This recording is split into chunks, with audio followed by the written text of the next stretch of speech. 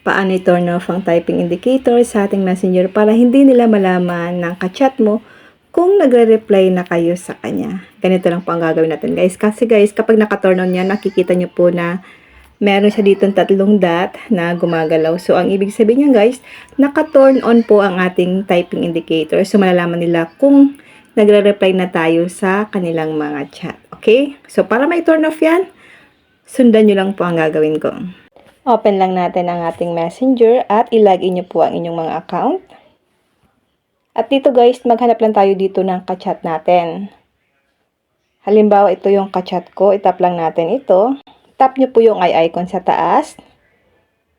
Then, scroll down. Hanapin nyo po ang typing indicator. So, naka-on siya guys. So, para hindi nila malaman, kailangan nyo po ito guys i-turn off.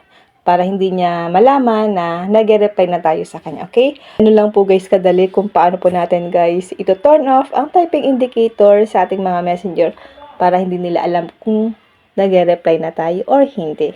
Yan lang guys, sana po may natutunan kayo sa aking video. Huwag nyo lang po kalimutan na i-follow ako at i-share ang ating video para malaman din po ng iba.